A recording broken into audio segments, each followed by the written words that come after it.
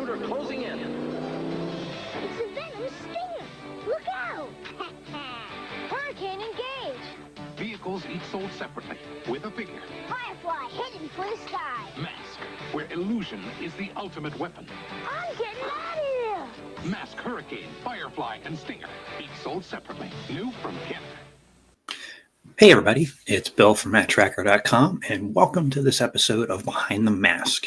I hope you paid attention to that opening commercial, because if you noticed, not only was there hurricane, there was Thunderhawk, but that's a different video. As kids, we all wanted to know what it would be like to sit in these vehicles for ourselves. Of course, that never really happened fully, but apparently we can. A company called WD Detailing has found the one-to-one hurricane that was in the commercial. And it looks like they specialize in cleaning it up and restoring. So I'm kind of curious to see the video, and we'll watch it together. I won't watch the whole thing, but I want to just skim through, see exactly what we're working with here, and then contemplate what else is out there.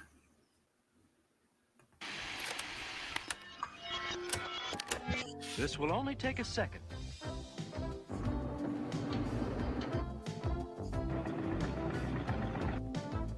Just thought you'd like to see what you'll be driving on your next mission. Meet Nightstalker. For context, Firecracker was destroyed prior to this in a horrific way. And you might have noticed it's called Nightstalker. It was called that, I think, for 1 or 2 episodes, and then it went to Hurricane eventually.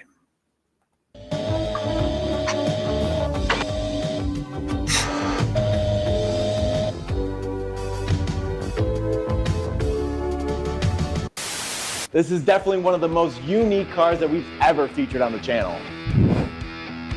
This is the one and only Bel Air ever built for the hit TV show M.A.S.K. Nicknamed the Nightstalker, this was a one-of-one custom build blending muscle, menace, and movie magic. And this Bel Air is not just a car, it's a time capsule of American television history. This is a 1957 Chevy Bel Air. It was a promotional item that was created for a toy company that was located here in Cincinnati, Ohio. And as you can see, this thing is insane. It has a cannon that's coming out of the windshield. Tony, what's going on? Tell me you found that cube. Oh, you gotta be shitting me. The headlights pop out, and it's the only one in existence. Okay, yeah, it actually is super unique. And RJ, come over here. This cannon sticking out of the windshield, I have no idea what this was for.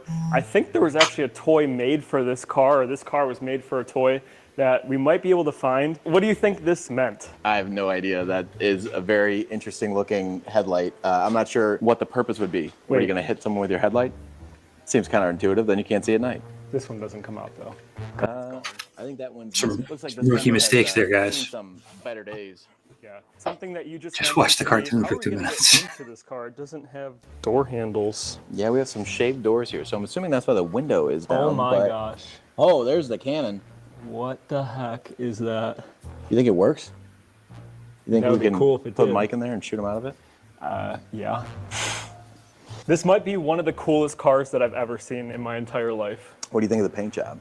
The paint job's sweet too. I think we should go grab the owner and ask him more about this thing, because he would know better than either of us. Oh, so they didn't have it. They're not the owner. This is the owner. Owned all these cars that are in this warehouse, and we've been actually waiting quite a while for this car to get dug out, because there were many, many cars in front of it.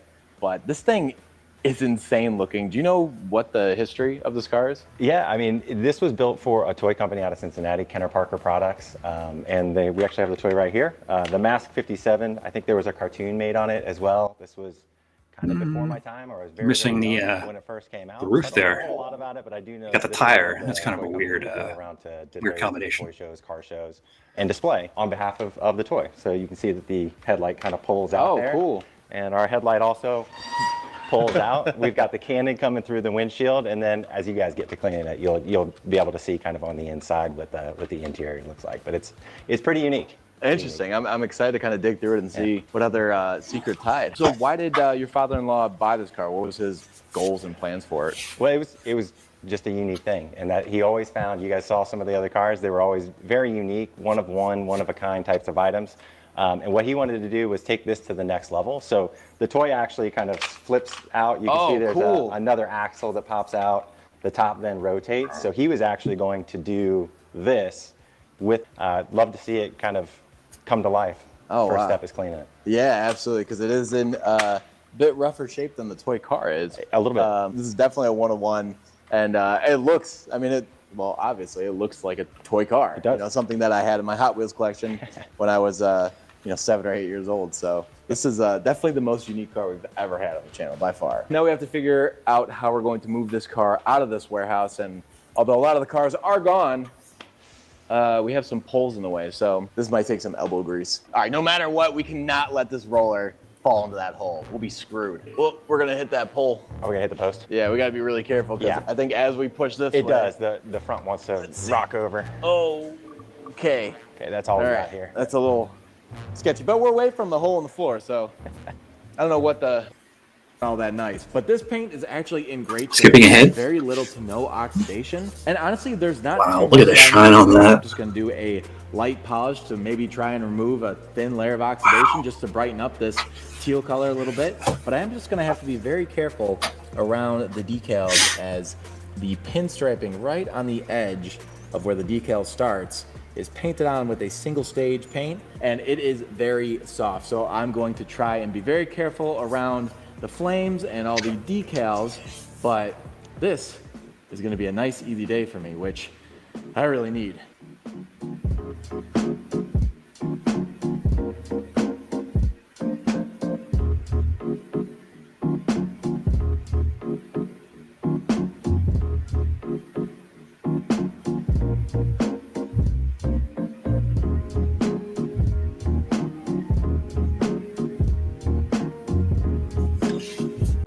Vehicle that came from that would have been. It's like a full-blown tank. Yeah, never got around to doing it, but that was the ultimate goal. So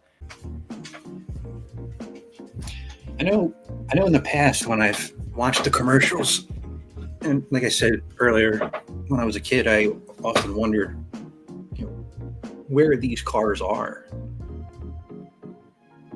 Something gets made and isn't seen for 40 years. Doesn't mean it's been destroyed. It just could be in hiding.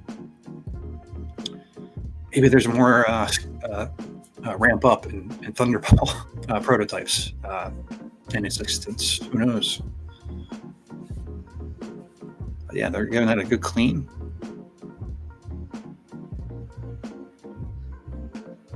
Skip ahead a little bit more.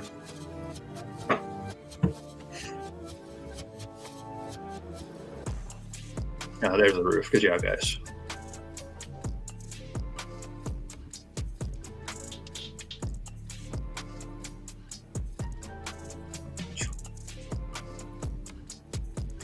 Now, is it me, or looking at this right now, would this be incredibly hard to drive once it got into like offense mode? It's very narrow, it seems.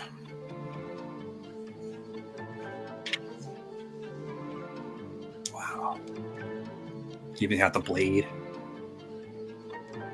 That's amazing.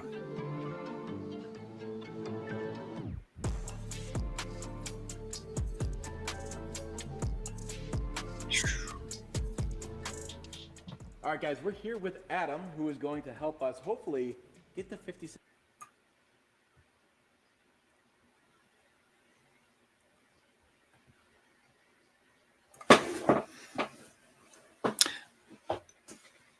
Again, I'm always amazed the things that pop up with M.A.S.K.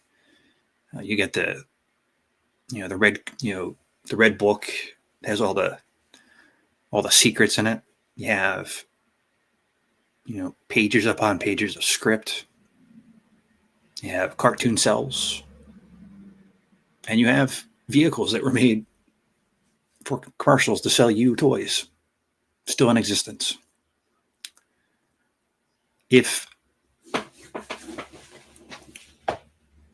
Well, first, what did you think of this?